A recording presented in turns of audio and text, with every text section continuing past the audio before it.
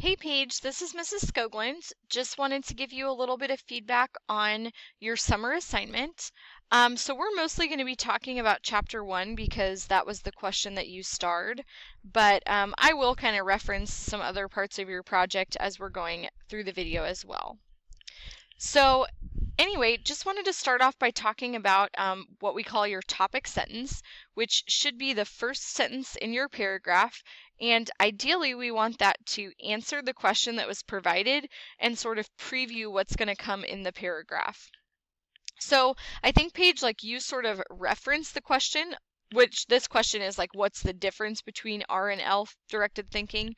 So you say they are different, but they've come together to make us who we are. I'm not totally sure reading that actually answers this question, right? Like, what is the difference? And I noticed that in a few of your other paragraphs as well, is that you would like talk about the question, but you wouldn't just come out and answer it. So I would encourage you to maybe make those a little bit more specific and direct. The next thing I look for is actually at the end of your paragraph, and it's your concluding sentence. We want that to also tie back up to the question, sort of like summarize everything that's been said and really just like, clue the reader in that the paragraph is ending.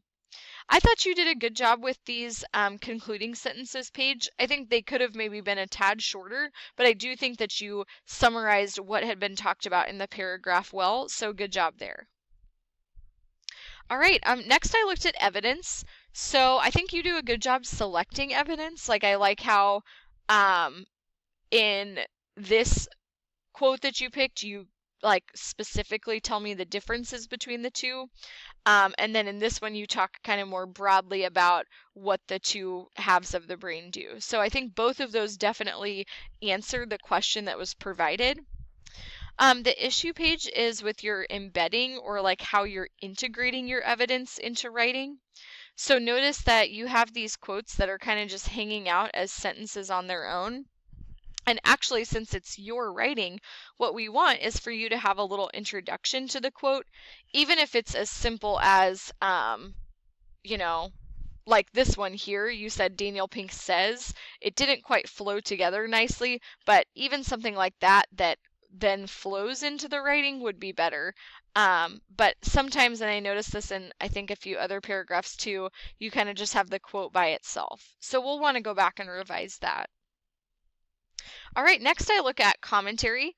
I think you have some really great moments with commentary. Like I really like this one when you say, you actually explain kind of what this quote means. So you say, L directed, it's more logical, and R directed, it's more people who are understanding like feelings and things like that. So that showed me that you definitely understood what was going on there. The issue for me, Paige, is that at the end, often I noticed, I think maybe you kind of tried to lump your concluding sentence and your second piece of commentary together, and I would encourage you to make those distinct. So really have a separate piece of commentary after this second quote. And sometimes I just like a few of your other paragraphs sort of had some commentary, but there were some where, sorry, I'm trying to find one here. There were some where it was just like sort of almost more of a concluding sentence. So again, I would just encourage you to kind of go back and really make a distinction between those two things.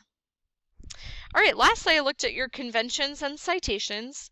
So conventions and like proofreading looked pretty good, like it was pretty consistent and easy to read.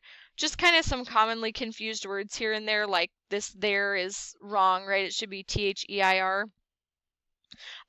In-text citations, though, looked perfect, so keep that up. Those look great.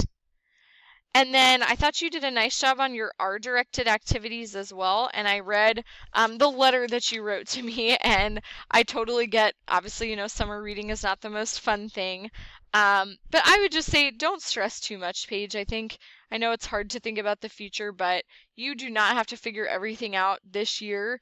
And I would just even say the thing I love about this book is maybe start thinking about which of these more R-directed things are some of your strengths. And I think that could help you maybe start to kind of figure out what you enjoy doing. So anyway, just wanted to give you a little feedback.